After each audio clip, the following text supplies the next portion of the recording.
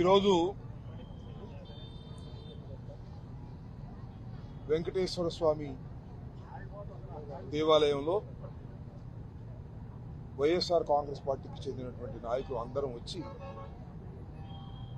పూజా కార్యక్రమాన్ని నిర్వహించాం. ఈ పూజా కార్యక్రమాన్ని నిర్వహించడానికి ప్రధానమైన కారణం ఏమిటంటే రాష్ట్ర వ్యాప్తంగా 175 నియోజకవర్గాల్లో కూడా పార్టీ పిలుపు మేరకు వెంకటేశ్వర స్వామి దేవాలయాలకు వెళ్లి పూజ చేయాలని పార్టీ ఆదేశం మేరకు ఈరోజు ఈ కార్యక్రమాన్ని మేము చేశాం. దీనికి ప్రధానమైన కారణం ఏంటంటే తిరుమల తిరుపతి దేవస్థానం దానిలో చైర్మన్ గా ఉన్న బిఆర్ నాయుడు ఆయన ఒక అపవిత్రమైన కార్యక్రమాలు చేసి ఇంకా చైర్మన్ గా కొనసాగటం అనేది ఈ రాష్ట్రానికి అరిష్టం. తక్షణమే అతను రాజీనామా చేయాలి, లేదంటే చంద్రబాబు నాయుడు గారు ఆయన్ని తొలగించాలి అనేది మా డిమాండ్. వెంకటేశ్వర స్వామిని కూడా అదే మేము ప్రార్థించడం జరిగింది. బిఆర్ నాయుడు అనే వ్యక్తి భక్తుడు కాదు, నిజంగా ఒక వ్యాపారవేత్త, TV5 యజమాని. దానితో పాటు అనేక మోసపూరితమైన వ్యాపారాలు చేసినటువంటి వ్యక్తి. అలాంటి వ్యక్తిని టీటీడీ చైర్మన్ గా నియమించడమే పెద్ద ఘోరమైనటువంటి తప్పిదం. ఆ తర్వాత ఆయన అపవిత్ర కార్యక్రమాలు అనేకం బయటకు వచ్చినా కూడా చంద్రబాబు నాయుడు గారు ఆయన కొనసాగిస్తూనే ఉన్నాడు. మొన్న చంద్రబాబు నాయుడు గారు ఆయన మనవడు పుట్టినరోజుకు వెళ్తే ఆయనే ఉన్నాడు. ఎవరు? బిఆర్ నాయుడు గారు. అపవిత్రమైన బిఆర్ నాయుడు గారే ఉన్నారు. నిన్న ఒంటిమెట్ట వెళ్తే బిఆర్ నాయుడు గారే ఉన్నారు. ఒక అపవిత్రమైన కార్యక్రమం చేసినటువంటి వ్యక్తిని తిరుమల తిరుపతి దేవస్థానం చైర్మన్ గా తొలగించలేనటువంటి అసమర్థంగా చంద్రబాబు నాయుడు గారు ఉండాలంటే ఆశ్చర్యంగా అనిపిస్తా ఉంది. ఇది చాలా దుర్మార్గమైన విషయం. ఇప్పటికైనా చంద్రబాబు నాయుడు గారు కళ్ళు తెరిచి ఆ బిఆర్ నాయుడిని చైర్మన్ పదవి నుంచి తొలగించాలని ఈ సందర్భంగా మేము కోరుతున్నాం. చంద్రబాబు నాయుడు గారు దైవాన్ని అడ్డం పెట్టుకుని అనేకమైనటువంటి అపవిత్రమైన కార్యక్రమాలు చేస్తున్నారు. జగన్మోహన్ రెడ్డి గారి మీద కోపంతో జగన్మోహన్ రెడ్డి గారి పరిపాలనలో పవిత్రమైనటువంటి లడ్డూలో పంది మాంసపు కొవ్వు, చేప కొవ్వు ఉన్నాయని తీవ్రంగా ప్రచారం చేశారు. చూశారు కదా మీరు. ఒక సంవత్సరం పైచిలుకు పాటు అదే ప్రచారం ఈ రాష్ట్రంలో. చివరికి ఏమైంది? రుజువు కానటువంటి ఆరోపణలు జగన్మోహన్ రెడ్డి గారి మీద చేసి రాజకీయంగా లబ్ధి పొందాలని, మతాన్ని అడ్డం పెట్టుకుని లబ్ధి పొందాలని ప్రయత్నం చేసేటటువంటి ఒక నీచమైనటువంటి మనస్తత్వం కలిగినటువంటి వ్యక్తి నారా చంద్రబాబు నాయుడు గారు.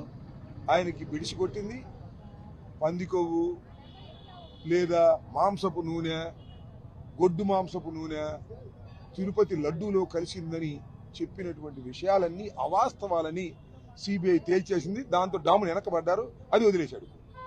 అది వదిలేసి ఇప్పుడు కొత్తది తీసుకొచ్చాడు. అమరావతి అంట, చట్టబద్ధత అంట, అసెంబ్లీలో చర్చ అంట, కౌన్సిల్లో పెట్టడంట, పార్లమెంట్లో పెడతాడంట. ఇంకా అమరావతి ఎవడో కదపలేడు అంటాడు. ఏంది నాకు అర్థం కాల. ఒక దుర్మార్గమైనటువంటి కార్యక్రమాలు వాళ్ళు చేస్తున్నారు. అసలు అమరావతి అనేది ఎంత ప్రమాదకరమైన దశకు వెళుతుందంటే తలకు మించిన భారం అవుతుంది. తన దూర కంతలేదు, మెడకు ఒక డోల్ అంట, తినటానికి తిండి లేదు కానీ మీసానికి సంపేంగ నూనె అంట. ఈ రాష్ట్రంలో పథకాలను అమలు చేసే శక్తి లేదు, రాష్ట్రంలో పరిపాలన చేయడానికి డబ్బు లేదు. ఇంత గందరగోళం ఉంటే 2 లక్షల కోట్లతో ఒక గ్రీన్ ఫీల్డ్ సిటీని ప్రారంభిస్తామని చంద్రబాబు నాయుడు గారు 12 సంవత్సరాల క్రితం ప్రారంభించాడు. ఎక్కడేసిన గొంగళి అక్కడే ఉంది. ఇప్పుడు తగ్గుద్ది. మీరుండరు, నేనున్నా, ఆయన ఉండరు, అవ్వడం ఉండడు అవ్వాలంటే. ఇలాంటి తలకు మించిన భారాన్ని నెత్తిన పెట్టుకుని రాష్ట్రాన్ని 25 సంవత్సరాలు వెనక్కు తీసుకుపోయినటువంటి వ్యక్తి నారా చంద్రబాబు నాయుడు గారు. ఈ లడ్డూలో ఫెయిల్ అయిపోయాడు కదా, ఇది తీసుకొచ్చాడు. దీనిలో కూడా ఫెయిల్ అయిపోతాడు. ఇవాళ జగన్మోహన్ రెడ్డి గారు ఒక నూతనమైనటువంటి ప్రపోజల్ తీసుకొచ్చారు. మచిలీపట్నం, విజయవాడ, గుంటూరు కారిడార్ మావిగానని. దాని మీద ట్రోల్ చేస్తున్నారు.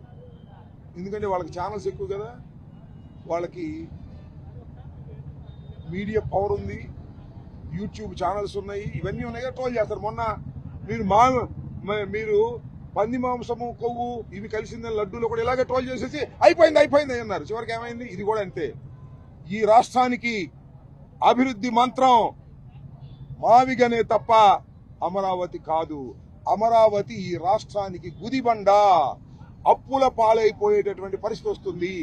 ఇది గమనించడానికి ఇంకొద్దిగా టైం పట్టింది. ఏదో చంద్రబాబు నాయుడు గారు వచ్చారు అధికారంలో రెండోసారి అద్భుతాలు చేసేస్తా అంటే ఆయన నిర్ణయం చెప్పాడు, ఒక రోజులో పూర్తయ్యేది కాదు అమరావతి అని. ఎన్ని రోజుల్లో పూర్తయితే మనకు తెలియదు.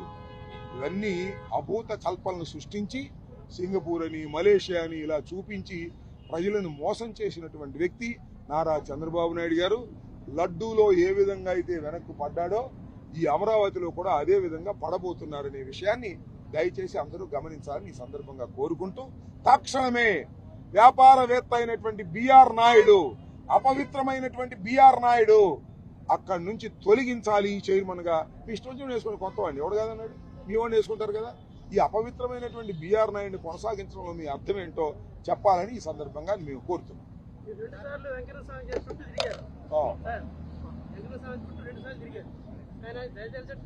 కలుస్తాడు, తొందరపడితే ఎలాగ? ఒకసారి కలిసేస్తాడా? భగవంతుడు అన్ని చూస్తుంటాడు, అన్ని తలుస్తాడు, పాపులను శిక్షిస్తాడు, మంచి వాళ్ళని కాపాడుతాడు. నిదానం కూడా ఫలితం, తొందర ఏమి లేదు. Okay right.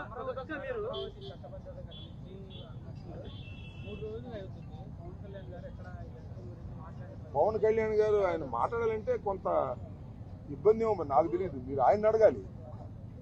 అమరావతికి చట్టబద్ధత కల్పించి 3 రోజులు అవుతుంది. మావిగానని జగన్మోహన్ రెడ్డి గారు కొత్త ప్రతిపాదన తీసుకొచ్చి కూడా 3 రోజులు అవుతుంది. పవన్ కళ్యాణ్ ఊళ్ళో ఉన్నాడా? నాకు తెలియదు. ఊళ్ళో ఉన్నాడే ఉన్నా ఎక్కడన్నా ఇతర దేశాలకు వెళ్ళాడో తెలియదు. ఆయన మాట్లాడలేదంటే మరి కారణాలు ఏంటో నాకు తెలియదు. 1,00,000 కారణాలు ఉంటాయి. ఆయనకి ఇష్టం ఉందో లేదో మాట్లాడతాడో మాట్లాడో ఆయన ఇష్టం. ఒక రాజకీయ నాయకుడు, ఒక పార్టీ అధినేత 3 రోజుల నుంచి చర్చ జరుగుతుంటే దీని గురించి మాట్లాడలేదు అంటే, నేను ఎప్పుడో చెప్పాను, ఆయనకి రాజకీయాలు తెలియదు స్వామి, రాజకీయాలకు పరిజ్ఞానం లేదు, ఆడుకుంటున్నాడు ఆయన. చంద్రబాబు చెబితే ఏదేం చేస్తాడు. ఇంకా చంద్రబాబు చెప్పలేదేమో, అయి ఉండొచ్చు, చంద్రబాబు చెప్పటం ఆలస్యం అయి ఉండొచ్చు. అందుకని ఆయన కాముగా దాన్ని ఏమంటారు సైలెంట్ మోడ్లో ఉన్నాడు.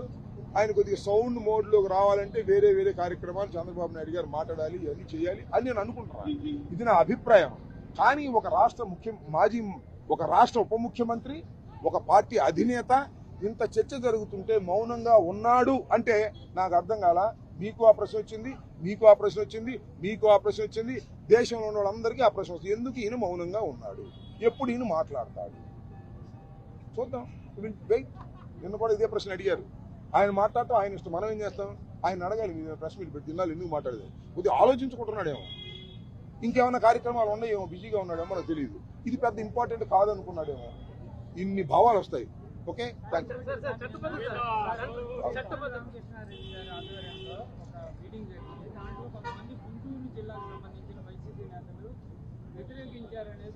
ఒట్టిది సోషల్ మీడియా. అసలు సోషల్ మీడియాలో ఎక్కువ పేజీలు ఉంది. మన లోకేష్ కొనుక్కున్నాడయ్యా, 2,000 పేజీలు కొన్నా అంట. ఏం కావాలంటే లోకేష్ ఏం చెప్తే చేస్తుంటారు. అయినా నమ్మమాకండి. సోషల్ మీడియాలో ఎల్లో మీడియా లోకేష్ నడుపుతున్నటువంటి వాటిలో అనేకమైన పెడతారు. నేను ఈ మధ్యన ఏదో విశాఖపట్నం ఏదో సొంత పార్టీ పెడుతున్నా అని చెప్పారు. నాకు సొంత పార్టీ పెట్టి చెప్తున్నారు, ఏదో మాట్లాడుతుంటారు. అవన్నీ డోంట్ బిలీవ్. అసలు అలాంటిది ఏం జరగలేదు, వ్యతిరేకించే వాళ్ళు ఎవరు లేరు. ఇది ఒక అద్భుతమైన కల్పన. అది అమరావతి వ్యతిరేకించే వాళ్ళు చంద్రబాబు దగ్గర ఉన్నారు 10 మంది, బయట పట్టలేదు. చట్టబద్ధత కల్పించడం ఏంటయ్యా బాబు, నాకు అర్థం కాలేదు. ఇదో ఫార్సు, ప్రజల్ని మోసం చేయటం. అసెంబ్లీ వాళ్ళకి మెజారిటీ ఉంటే వాళ్ళు చట్టబద్ధత కల్పిస్తారు, ఇంకో పార్టీకి మెజారిటీ ఉంటే వాళ్ళు దాని చట్టాన్ని మళ్ళీ తీసేస్తారు. ఏంది ఏమైనా? అంబేద్కర్ రాసినటువంటి రాజ్యాంగాన్నే సందర్భోచితంగా ఎమెండ్ చేసేటటువంటి అవకాశాలు ఉన్నాయి. ఈ చంద్రబాబు నాయుడు గారి వాళ్ళు ఏదో చట్టం చేస్తే దాన్ని మార్చే అవకాశం వచ్చే ప్రభుత్వాలకు ఉండదా? పిచ్చి కాకపోతే మారుస్తారా లేదా అనేది వేరే అంశం. చట్టబద్ధత ఉండే సంబరాలు. చట్టబద్ధత కాదు స్వామి. ఈ 3 సంవత్సరాలు అమరావతిని పూర్తిగా నిర్మించేసాయి. ఎవడు కలుపుతాడు?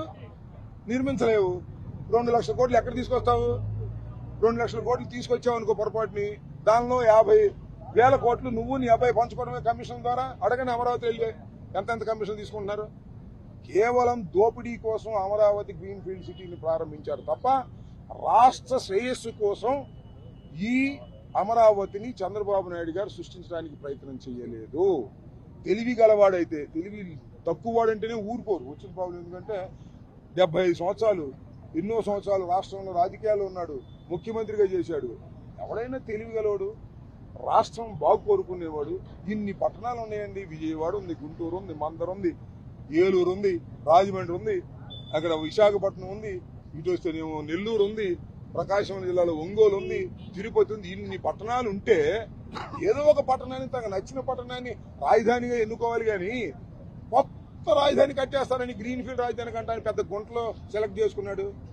అమరావతి పెద్ద గుంట, వర్షం వస్తే మునిగిపోద్ది, ఇంజిన్లు నీళ్లు పెట్టి తోడాలి కృష్ణానదిలోకి. ఏంది? మనకి ఎక్కడైనా వర్షాలు పడితే కాలువల ద్వారా, వాగుల ద్వారా వెళ్లి ఎక్కడ పడతాయి? నదుల్లో పడతాయి. అట్ట కాదు, ఇక్కడ ఈ నదిలోకి వెళ్ళవు, తోడాలి ఇంజిన్లు పెట్టి. పెద్ద గుంట. ఈ ప్రపంచంలో ఏ పట్టణం కూడా అలా ఉండదు. ఇలాంటి కొత్త గ్రీన్ ఫీల్డ్ పట్టణం తీసుకొచ్చాడు పెద్ద గోతిలో. నీళ్లు తోడటానికి 1000 కోట్లు కావాలి. ఇప్పుడు ఇంజిన్లు పెడుతున్నారు. వర్షం వస్తే పడవలు వేసుకెళ్ళాలి. అక్కడంట రాజధాని అంట 2 లక్షల కోట్లంట, 1,00,000 ఎకరాలంట, పూర్తి అవుద్దంట. ఎప్పుడు పూర్తి అయితే నాకు అర్థం కాదా. మా పిల్లలు ఉండగా కూడా పూర్తి కాదు. ఒట్టి బూటకం చేసి ప్రజల్ని మోసం చేసి డబ్బులు కోట్ల రూపాయలు కాజేసే కార్యక్రమం బాబు కొడుకులు పెట్టింది అమరావతి తప్ప అమరావతి రాష్ట్ర ప్రయోజనాలకు పనికొచ్చేది కాదు, గ్రోత్ ఇంజిన్ కాదు, అది పురోభివృద్ధి తీసుకురాదు. పురోభివృద్ధి అభివృద్ధి చేసేది మావిగన్ మాత్రమే. రాసుకోండి. వాళ్ళ మీరు 100 రోజుల తర్వాత అయినా ఇదే. ఆ లడ్డు ముందు ట్రోల్ చేశారు, అది ఫుల్, అది ఫెయిల్ అయ్యారు, ఇది ట్రోల్ చేస్తున్నారు, మళ్ళా ఫెయిల్ అవుతారు. మావిగనే ఈ రాష్ట్రానికి అభివృద్ధి మంత్రం అనేది త్వరలో నిర్ణయించుకుంటారు రాష్ట్ర ప్రజలందరూ. నేను చెప్పలా, రేణుకా చౌదరి చెప్పింది. అది అమరావతి పెట్టరా అమరావతి, పిలవరా కమరావతి అని. ఏమో మరి నాకు తెలియదు. అది కమ్మవారి రాజ్యం అని వాళ్ళు ఆమె అంటుంది, నాకేం తెలుసు. అంటే ఆ కమ్మవారు అంతా కొనుక్కున్నారేమో నాకు తెలియదు. నేను కొంటే ఈ పాటి ఊరుకునేవాళ్ళ. ఈ లోకేష్ ఎల్లో ఛానల్స్ అవి 1 ఎకరం కొంటే 100 ఎకరాలు కొనేది అన్నారు. పరిశీలించుకోమనండి వాళ్ళని. వాళ్ళదే ఉంది కదా రాష్ట్రం. నాకు అంత శక్తి లేదు, అంత ఆశపరుణ్ణి కాదు. నమస్తే.